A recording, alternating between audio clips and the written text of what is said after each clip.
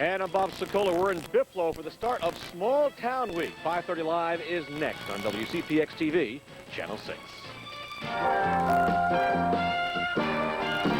Are taking on a festive holiday spirit. 5:30 Live's Bob Sokoler begins our week in Buffalo for the start of Small Town Week. And we are here at the Wonder Golf Carts in Buffalo, Michelle, and everybody at home. And you can see this golf cart is already getting into the Christmas spirit. Also, I'll tell you, it is rather chilly out here. It's finally time for me to actually wear these sweaters for a good reason, because it's cold out here.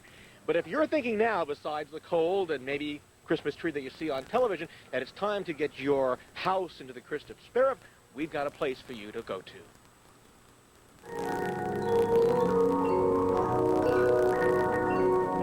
Getting into the Christmas spirit is easy if you visit a store like Country Christmas. There are traditional items for sale here, like trees and glass-blown ornaments, but also here the unusual. For example, if you don't have room for a full tree, how about a half tree? Beautiful. Just stunning. To put a little pizzazz on your tree, how about adjustable lights? A flick of the switch will change the blinking pattern. One of the incredible things you cannot miss when coming into the store is the smell. Cinnamon? Mm-hmm. What do you think? Nice. That cinnamon smell is created by this cinnamon broom. Get one of these for your house, and your whole house will smell like one big cinnamon stick. Also here, throw on tinsel. There's plastic Florida snow, handmade Anna Lee Thorndike dolls. And finally, how about a ceramic clip-on ornament that goes over your bulb and lights up? And one more thing about that cinnamon-smelling broom, Michelle and everybody at home. If you buy one of those, be careful when you handle it. There's some sort of oil on there that gives off that smell. And I noticed when I was doing the story, don't touch your face. Just wash it right off before you touch any part of your body, because it can burn a little bit if you're sensitive, like my skin is. Oh, well, we can't have that. Are you okay, Bob? Oh, I'm fine. Oh, good. I love the holidays. I am in such a good mood. The entire month of December, almost nothing can get me down. Michelle, you're in a good mood 12 months a year. Well, thanks, Bob. You are. Talk to you in a bit. All right. When the hiccups hit, you know how hard it can be to get rid of them. Well, when we come back, health specialist Charnaday, gift ideas. Bob? Some unusual gift ideas. Michelle, first let me tell you about this one that I'm in right now. It's a bag man, carries 4 people, including, in the back, some luggage. So it will go to a hotel somewhere throughout the country. A little more background now. The basic golf cart arrives here from Wonder Golf Cart in Buffalo from Augusta, Georgia. The cart is then stretched and redesigned for a variety of purposes. The cart is being made into a food services cart and will be sent to the Virgin Islands, a hotel there. Don Young is the head of Wonder Carts, and let me just take a walk over here. And Don, you're sitting in what would be called the Cadillac of golf carts. This is the Cadillac, that's right, Bob. So you've taken a basic golf cart, which comes in at what price? About $3,095. And this one now sells for? Oh, a little over $4,000. All right, so what is it about this cart that makes it so much more money? Well, we have the lights and the horn, and we have the windshield that comes down and the curtains come down. So all this is the Cadillac. This is all added on here at Right, Wonder. right. And you've got a crew of how many people? We have a crew of 9 people. 9 people. Oh, I see also the striping you were going to point to Right, here? the striping here is designed by our people and put on by our people. Big demand for this? Yeah, there sure is. Anyone who lives on a golf cart that can have their own cart should have one. I understand Arnold Palmer has one of these. He has one just like this. All right. Thanks for having us out here. In a few minutes, Michelle, folks at home, will take you on a tour of this small town of Buffalo. Oh, it's pretty snazzy from here, the golf cart. And I like the horn. Thanks, Bob. See you. Just ahead on 5:30 Live, wine adds a bit of festivity. Tomorrow, right before 5:30 Live, for your chance to win $100. All this week, we'll be spending time in small towns around Central Florida. Bob Sokoler toured Buffalo this afternoon. That's right, Michelle. Right now, we're here in the golf club parking lot, and some of the folks who work here wanted to say hi here at the Wonder Golf Cart. So how do they? Hey, the family at home. Now, let me give you a tour of the wonderful town of Buffalo as we looked around earlier today. That's the Channel 6 tower. We share it with several TV and radio stations. It's just under 1,900 feet high. Also here in Buffalo, there are orange groves and plenty of land to build a house. There's also a lot of dirt roads here, but there are plenty of paved ones, nicely paved ones. As for downtown, well, it's not very big, but it is very functional. As we come back live, we also want to say hi to guys. Who else right down the road?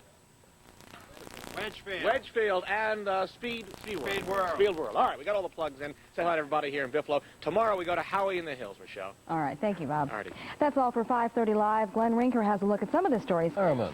It may have been started by arsonists. And I'm Bob Sokoler here at Howie in the Hills. We made it, and what a view. 5:30 Live is next on WCPXTV, Channel 6.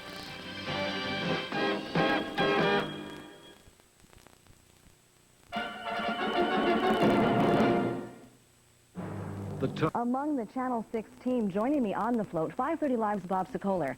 Today, Bob's at Howie in the Hills as we continue with Small Town Week. And boy, what a beautiful place up here, Michelle. We are right now overlooking the beautiful pool here at Mission Inn on Howie in the Hills, and you can see how pretty it is. The decorations for Christmas are already going up. Now, you may be sitting at home thinking, well, I've got to send some packages to Aunt Flo, or maybe Uncle Fester, or whatever. Regardless of who you're sending the packages to, we've got some tips on how to send them. Where's it going to? Raleigh, North Carolina. Going to Raleigh, North Carolina. Who's it going to be shipped to? My brother-in-law. Jamie Borg shipped toys to her brother-in-law today, but look at the shipping box. Do you think it's wrapped properly? That's a good box. It's a nice, heavy-duty box. And how about the It's tape? been strong. Good packaging tape. Carol Crone is with Mailboxes, etc. in Altamont Springs. Carol has some tips for all of us on sending packages. First, never use masking tape or small Scotch tape to wrap a package. Especially in Florida where it's hot and the trucks are hot, the tape comes right off the packages in the trucks. Next, don't wrap the box you're shipping in wrapping paper. The boxes go on conveyor belts, and you can see here how this is pulling off already. This will get caught in the conveyor belt and pull the paper off, and then the package is lost. Once you've written the address on the box, Carol says cover it with clear wrapping tape.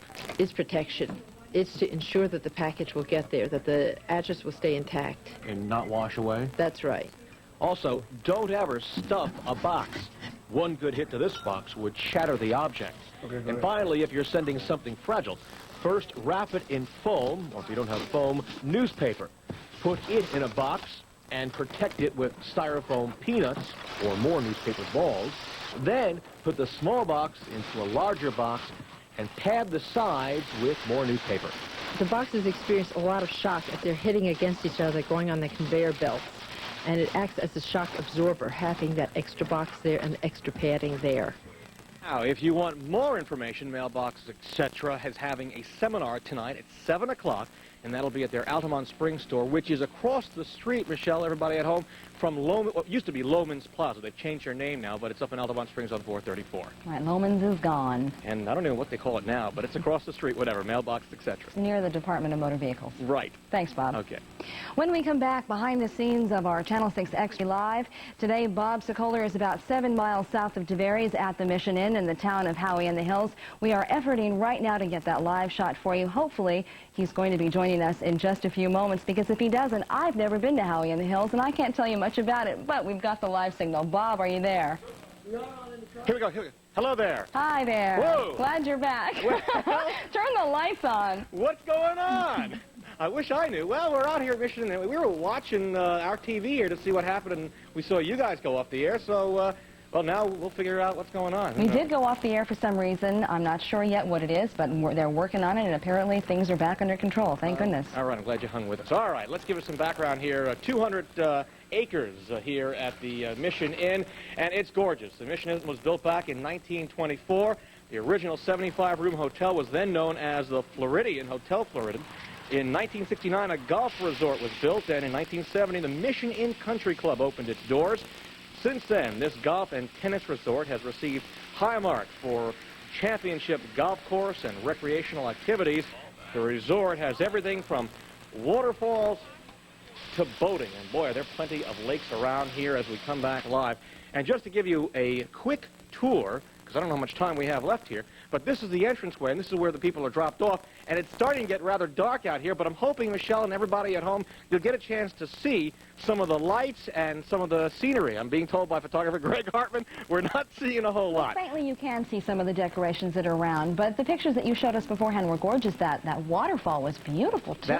It was beautiful. And you said 7 miles from Tavares. How long is that of a drive from the Orlando area? I think it took us, Greg, what did it take us? About 50 minutes, 50 minutes, Greg says, And just to let you know, we got some trivia for you. There are normally 5,000 bulbs here at the Mission Inn in Howie in the Hills. With all the Christmas decorations, 7,000 more bulbs. Something to talk about on the way to work tomorrow.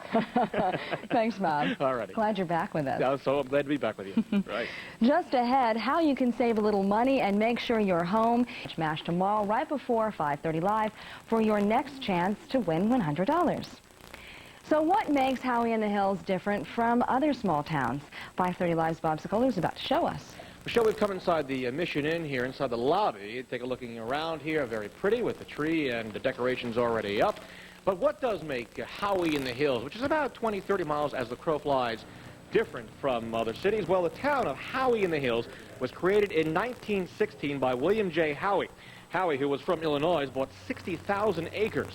The town was supposed to be the largest horticultural empire in the world. Well, Howie in the Hills may not be the largest, but it's certainly perfect for citrus growth with its sandy soil and protection from severe frost, thanks to the 100 square miles of surrounding freshwater lakes, which makes this place extremely beautiful. Well, look, there are a lot of folks checking in behind you as well. A lot of people coming and going here all the time. It looks like a very romantic spot. It is a very romantic spot. You and your husband should come out here and spend, Jeff, I'm sure would love it out here.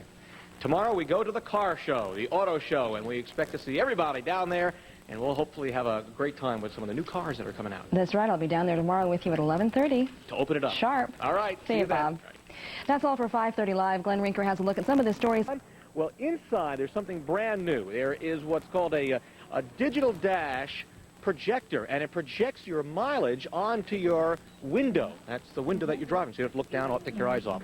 There's a new Isuzu Amigo. That's a brand new car. Take a look at this truck. This is the over-the-top semi-cab that Sly Stallone used in his movie, and it's got not only a bed back there, but a refrigerator, and it also has, believe it or not, a shower. As we come back live, one other vehicle that we found that's right down the road from us here is this Lamborghini. This is the... Hi there. Hi. Before I get to... Hey, you folks enjoying the show here? Yeah. You having fun? Yeah. How old are you? 6. What's your favorite car? You have a favorite car?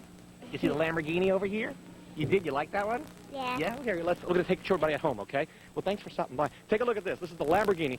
It's worth more than $200,000. Mike Berger talked about it a few minutes ago.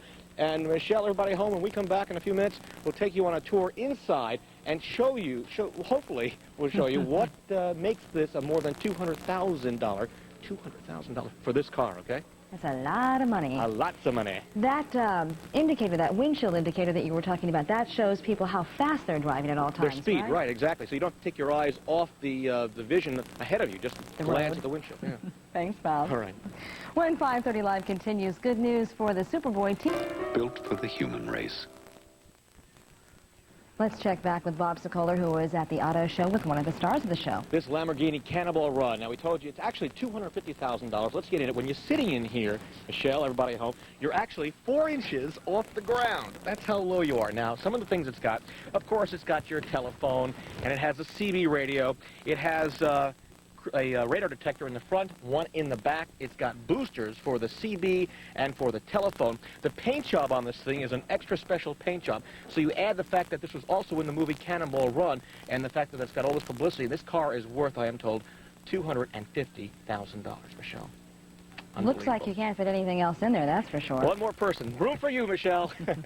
Tomorrow, Fort Christmas. Be with us. We'll hope to see you then. All right. Thank you, Bob. Bye-bye. We'll be going back to Glenn Rinker at the Space Center in just a moment for the... St. Petersburg.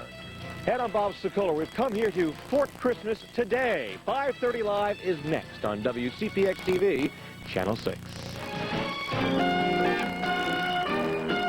Hey, Bob's at Fort Christmas as Small Town Week continues. Hi there. Oh, it sounds like we've got a bit of a problem with our microwave. A little bit of a hum. A little bit of a hum. Well, I'll make it quick, though. We're here at Fort Christmas, built in 1937. It was to help protect the soldiers against the Indians who were fighting down here. This is some of the tools. One of the tools they used, this cannon, was one of the tools that they used at the time. Things have really changed in terms of armed forces tools these days. See the diamond tracking the target.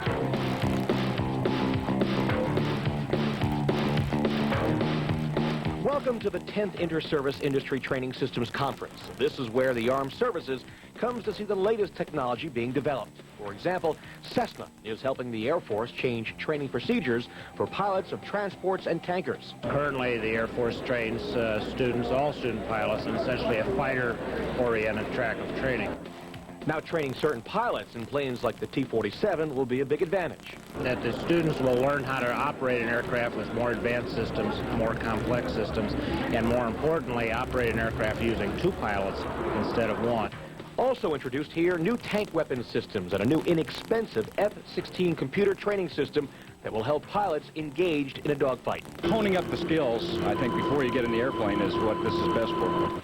McDonnell Douglas has their new C-17 on display with a mock-up of the cockpit and a new reconfigurable cockpit trainer designed to cut the cost of training pilots. Traditionally in the past, realistic flight training has been very expensive and very elaborate. The goals today are to try to make it as inexpensive as possible using the best technology. I took a computer version of the F-18 up for a spin. That's the same plane that's used by the Blue Angels. My takeoff was okay. My flying just so-so. But my landing, well, I crashed. Whoops. You just crashed a $20 million airplane. I'm glad it was only a computer version. And we come up to the stockade wall, actually looking outside. And take a look, Michelle, everybody at home. This is where the soldiers would look out and peer through to make sure they weren't under attack. Looks pretty dark out there to me, Bob. It is pretty dark out there. We'll be back in a few minutes. All right. All right. When we come back, the latest in recording studio technology and how it can become available. As a result, many donations are made and some dreams have come true. If you're looking for a special postmark on your Christmas mail this year, the town of Christmas is the place. 530 Live's Bob Sokoler is at Fort Christmas to show us how. We've come to one of the safe houses now inside. This is where the settlers and the soldiers and the pioneers would come in the event they see Indians. They'd come in here, which is secure because it's surrounded on all sides by heavy, thick wood. Now, if you're thinking about something unusual this year for your postal mail, your Christmas cards, whatever, let's show you one place to go. Normally about 600 to 700 letters come through the Christmas post office, but during the Christmas holidays, more than 20,000 letters and cards are stamped with the Christmas postmark each day. You can visit here and get a Christmas stamp like that one on your mail, or you can send your letters and cards to the Christmas post office inside a box or a large folder. Each envelope is then taken out and stamped with this Christmas postmark that you're seeing there. The address, if you want to send this box or large folder, is to the Postmaster, Christmas, Florida, 32709. And if you need that address again, give me a call at the station. I'll try to do what I can for you. Let's come on over here and show you a couple of things, folks. Some of the older bottles, collections that they've got here. Among them, they've got Mellon's infant food bottle, which is this one over here. That's circa 1870s and 1880s. And Michelle, back in the 1800s, of course, they used a very old-fashioned sewing loom. And let's take a walk over there and show you this. This is 200 years old. It's pre-Civil War, made in Tennessee. It's a hand hem loom made out of solid wood, and it's one of the many things they got here at Fort Christmas for anyone who wants to stop by and take a tour. Thank you, Bob. See you in a bit. Checking back with you in just a minute. You're right. When we come back, we'll tell you what it means to have a red ribbon holiday and the Channel 6 Christmas right before 5:30 Live for your chance to win $100. Fort Christmas has become a big tourist attraction for Central Florida. Bob Sokoler is ready to show us what makes the town so special. You got a friend there with you, I think. I do. We're going to take you in the blockhouse in just a second, but first I want you to meet Scott. Scott lives right around from here from Fort Christmas, huh? Yeah. And you're watching us at home? Yeah. And you decided to come down and say hi? Yeah. And your mom's at home right now? Yeah. All right, look right in that camera and wave hi to her, will you? Hi. All right. God, isn't that great? Thanks for stopping and thanks for watching 530 Live. And now, let's go inside the Fort House here. Among the many people who see this Fort Christmas every day are a group of kids who were here earlier today. Let me show you some pictures we took. There we go. 4th graders from Dillard Elementary School were here at Fort Christmas learning about pioneer days. A good old-fashioned beef stew was the order of the day, and wood stacking was one of the many chores that the kids were doing. And there, in a few minutes there, they gave us a thumbs up as we now come back live. What you're looking at right now is a model that they have here of Fort Christmas, the way it looked back in 1837. And if you notice, the tents where all the soldiers slept are on the outside, And then, of course, the fort and all the material that they need, the gunpowder and all that stuff, was inside the fort. And what would happen in the event of they thought they were under attack, they'd all run in, close the doors, and they'd be safe. At least that was the way it worked in theory. And they have many artifacts here, folks, at home. Michelle, among the things that photographer Greg Hartman and I noticed that we thought would be rather interesting, these lead musket balls that were found here around the area. And again, this goes back to the middle 1800s, and we're looking at a piece of history all right here at Fort Christmas here in Central Florida. Not bad, huh? Looked like a really fun field trip for the kids. Can schools book these things in advance and just any size crowd? As a matter of fact, Dillard says they're coming back tomorrow. The elementary school kids said they're coming back here tomorrow. They won't see us here. We're going to be over in Eatonville tomorrow. All right. Thank you, Bob. All right, take care. That's all for 5:30 Live. In just a few moments on the 6